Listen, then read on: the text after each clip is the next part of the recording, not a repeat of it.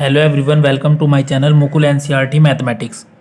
आज हम इस वीडियो में 10th class NCERT chapter number first का एग्जाम्पल नंबर 5 से डिस्कस करेंगे। इससे पहले मैं एग्जाम्पल नंबर 4 तक की वीडियो बना चुका हूँ, चैनल की प्लेलिस्ट में जाकर देख सकते हैं। 10th class chapter 1। आज हम एग्जाम्पल नंबर 5 से एग्जाम्पल नंबर 8 तक करेंगे और फिर उससे अगली वीडियो में एक्सरसाइज की भी मैं वीडियो अपलोड कर दूंगा। ठीक है, तो आज करते हैं एग्जाम्पल नंबर 5 से। संख्याओं 4 की पावर n पर विचार कीजिए जहां n एक प्राकृत संख्या है। जांच कीजिए कि क्या n का कोई ऐसा मान है जिसके लिए 4 की पावर n अंक शून्य पर समाप्त होता हो। देखो क्वेश्चन में क्या बोल रहा, सोल्व करते हैं इसको। एग्जाम्पल नंबर 5 क्वेश्चन में ये बोला इन्होंने कि 4 की पावर n में क्या कोई ऐसी पॉसिबिलिटी है कि हम n की एक ऐसी वैल्यू रखें जो एक नेचुरल नंबर हो। नेचुरल नंबर मतलब क्या होते हैं, 1 2 3 4 5 नेचुरल नंबर ये होते हैं।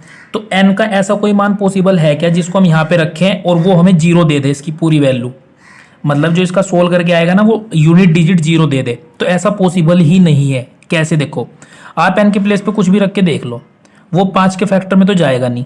देखो इसको 4 आएगा यहाँ पे सोल्व करके, 4 की पावर 2 को सोल्व करेंगे तो कितना आएगा, 16 आएगा। ऐसे 4 की पावर 3 को सोल्व करेंगे कितना आएगा, 64 आएगा। 4 की 3 बार गुणा करके 4 की पावर 4 करेंगे तो कितना आएगा, 256 आएगा। तो ऐसे ही जब भी हम कुछ भी रखेंगे n के प्लेस पे, मतलब यहाँ पे नेचुरल नंबर, तो n की ऐसी कोई वैल्यू पॉसिबल नहीं है जिसको मैं यहाँ पे रखूं और सोल्व करके ऐसा कुछ आ जाए कि लास्ट का संख्या कितना आए, लास्ट का अंक जीरो आए। तो ऐसा n का कोई भी मान पॉसिबल नहीं है। तो हम लिख देंगे यहाँ पे n का, बस यही पूछा था इस क्वेश्चन में ना, n का ऐसा कोई भी मान संभव नहीं है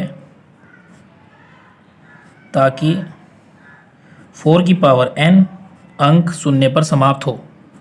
आप कुछ भी रख के देख सकते हो, क्योंकि वो 5 का फैक्टर ही नहीं बनेगा ना फिर, पर समाप्त हो। तो इस एग्जाम्पल में बस यही बताना था मैं। ठीक है, तो एनसीईआरटी का अगला एग्जाम्पल कर लेते हैं। अब एग्जाम्पल नंबर 6, देखो यहाँ पे एग्जाम्पल नंबर 6 कर लेते हैं। एग्जाम्पल नंबर 6 में बोला संख्याओं 6 और 20 के अभाज्य गुणनखंड विधि से एचसीएफ और एलसीएम ज्ञात करें। एग्जाम्पल नंबर 6 बहुत इंपॉर्टेंट क्वेश्चन है। संख्याओं 6 और 20 के हमें एलसीएम एचसीएफ ज्ञात करने गुणनखंड विधि द्वारा।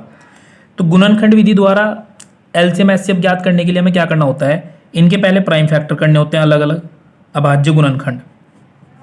तो 6 के करेंगे, 2 तिया 6, 3 एकम 3।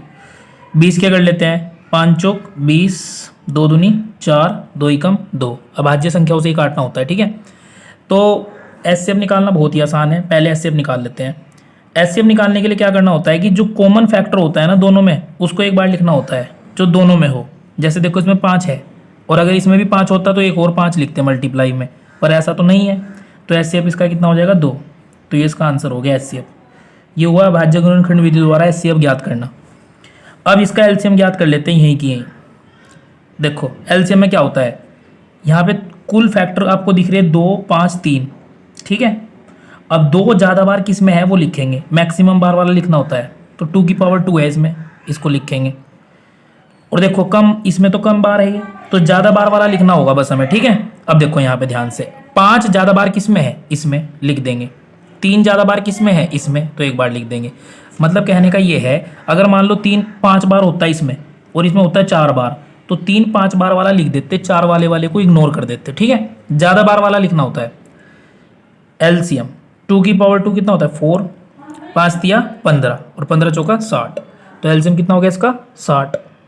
एलसीएम कितना हो गया इसका, 60, और एचसीएफ कितना हो गया इसका, 2। यही हमारे आंसर है। ठीक है, अब कर लेते हैं एग्जाम्पल नंबर 7। एग्जाम्पल नंबर 7 में क्या बोल रहा है यहाँ पे देख सकते हैं। एग्जाम्पल नंबर 7 में बोल रहा है अभाज्य गुणनखंड विधि द्वारा 96 और 404 का एचसीएफ और फिर इनका एलसीएम ज्ञात करें। ठीक है, तो करते हैं 96 और 404 का।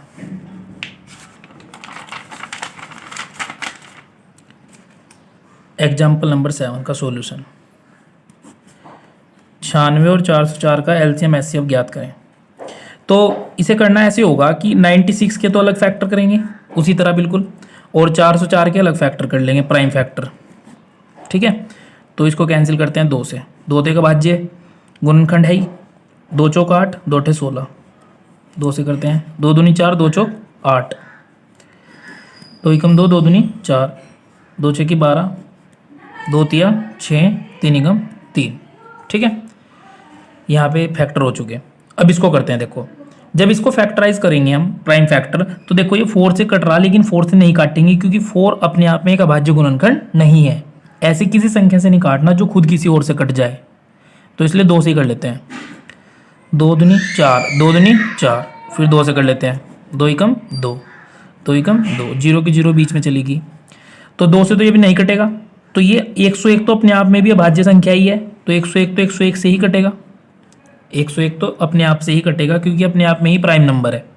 ठीक है, तो इसका हम एचसीएफ निकालते हैं। हम देखो एचसीएफ निकालने के लिए मैंने बोला था हाईएस्ट कॉमन फैक्टर, यानी कि सबसे ज़्यादा बार वाले कॉमन फैक्टर लिखेंगे। इसमें कॉमन फैक्टर मतलब सबसे ज़्यादा बार वाले तो एलसीएम में लिखते हैं ना, तो कॉमन फैक्टर इसमें 2 है, एक बार 2 लिख देंगे यहाँ पे।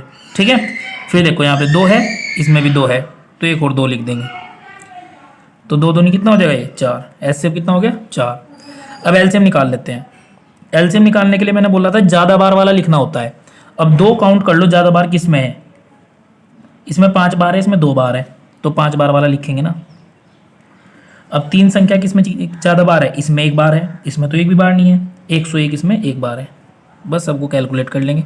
2 की पावर 5 कितना होता है 32, 2 दूनी 4, दूनी 8, दूनी 16, दूनी 32। ठीक है, और यहाँ पे 303, 32 303 की गुणा कर लेते हैं, वही हमारा फाइनल आंसर होगा। देखो यहाँ पे 303 32, तो इसका 2 गुना कितना होगा 606, और इसका 3 गुना कितना होगा 909। गुणा करके आंसर आ जाएगा 9696 आंसर है। तो हमने इसका एलसीएम भी बता दिया और एचसीएफ भी ज्ञात कर लिया। ठीक है, अब करते हैं अगला क्वेश्चन। एग्जाम्पल नंबर 8 एनसीईआरटी का एग्जाम्पल नंबर 8। इसमें क्या बोला, इसमें 3 संख्याओं वाला है, बस निकालना है एचसीएफ एलसीएम ही है। 6 72 120 का अभाज्य गुणनखंड विधि द्वारा एचसीएफ और एलसीएम ज्ञात करें। ठीक है, 6 72 120 का कर लेते हैं example number 8 solve. Example number 8 में करने का तरीका तो वही है, बस इसमें 3 संख्याएं बोल दी इन्होंने। बोर्ड एग्जाम के लिए एग्जाम्पल भी बहुत इंपॉर्टेंट होते हैं और इससे एक्सरसाइज भी इजीली समझ में आ जाती है अगर एग्जाम्पल सारे सोल्व कर रहे हैं ना, तो इसलिए मैं सारे एग्जाम्पल सोल्व कराऊंगा आपको। 6 72 120 इनके अलग अलग प्राइम फैक्टर कर लेंगे, तो 2 तिया 6, 3 एकम 3, इसके भी कर लेते हैं। 2 तिया 6, एक इधर गया, 2 6 12, 36 का आधा कितना होता है 18, सबके आधे आधे करने। अब इसका तिहाई करना, मतलब 3 तिया 9 और 3 एकम 3। ठीक है, प्राइम फैक्टर सबको आते ही हैं। 2 से कर लेते हैं इसको, 2 6 12, 0 की 0, 2 से करते हैं। 60 का आधा कितना होता है 30, 2 से फिर करो 15, अब 5 से कर लो, 5 तिया 15 और 3 एकम 3। ठीक है, अब देखो ध्यान से कैसे करना होगा, एक बार लिख लेते हैं। देखो 6 के फैक्टर क्या है 2 × 3। ठीक है, ऐसे ही 72 के फैक्टर एक बार नोट कर लेते हैं। 2 कितनी बार है इसमें 3 बार है, और 3 कितनी बार है 2 बार, ये नोट कर लिया। 120 के देख लो कितने हैं, 2 3 बार है उसमें, एक बार 5 है, एक बार 3 है।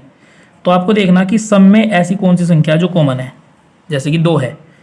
ठीक है, और लिखना होगा ये, तो एचसीएफ देखो कितना हो जाएगा। एक तो 2 है सब में कॉमन, और कोई संख्या ऐसी है कि जो सब में हो, तो ऐसी कोई संख्या इसमें नहीं दिखती ना। अब देखो ध्यान से देखना पड़ेगा। अब 3 देखो है क्या, 3 इसमें यहाँ पे भी है, यहाँ पे भी और यहाँ पे भी, तो एक और कॉमन संख्या मिल गई, तो 2 तिया 6, इसका एचसीएफ कितना होगा 6। 6 72 120 का जो एचसीएफ होगा महत्तम समापवर्तक वो तो होगा 6। एलसीएम निकालने के लिए क्या देखा जाता है, बहुत ध्यान से देखना, एलसीएम समझना बस आपको। ये तो बहुत आसान है, highest common factor, least common factor, LCM, लघुत्तम समापवर्तक। इसमें ऐसा देखना होता है कि ज़्यादा बार किस में आया कोई फैक्टर, जैसे कि 2 3 बार आया इसमें भी 2 3 बार आया, इसमें 1 बार आया, तो ज़्यादा बार तो इसमें या इसमें से किसी एक का ही लेंगे, बराबर आया ना इनमें, तो 2 की पावर 3 मैक्सिमम बार आया। अब कम वाला 2 नहीं लिखेंगे, मतलब ये भी नहीं लिखेंगे ना ये लिखेंगे, इसका लिख दिया तो बस इनका इग्नोर कर देंगे, किसी एक का लिखना बस ज़्यादा वाला। अब 3 देखो ज़्यादा बार किस में आया, इसमें 2 बार है, इसमें 1 बार है, इसमें 1 बार है, तो ज़्यादा बार तो इसमें ही है, तो इसी को लिख दो। कम वाले को इसलिए इग्नोर किया जा रहा है क्योंकि ज़्यादा बार वाले में ही कम वाला अपने आप आ जाएगा, सोचने की बात है। 3 की पावर 2 में 1 3 तो पहले से ही मौजूद है। लिखने सारे फैक्टर हैं, 5 भी बच रखा, 5 को भी लिखेंगे। 2 की पावर 3 8 होता है, 3 की पावर 2 कितना होता है 9 गुना 5, तो 8 9 72,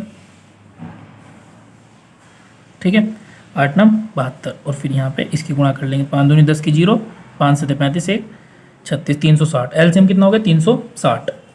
तो उम्मीद करता हूँ आपको ये 5 से 8 तक एग्जाम्पल समझ में आए होंगे। नेक्स्ट वीडियो में मैं एग्जाम्पल के बाद इसकी एक्सरसाइज 1.2 को सोल्व कराऊंगा, ठीक है। तो आप चैनल पे नए हो तो चैनल को सब्सक्राइब कीजिए और शेयर कीजिए। Thank you for watching this video.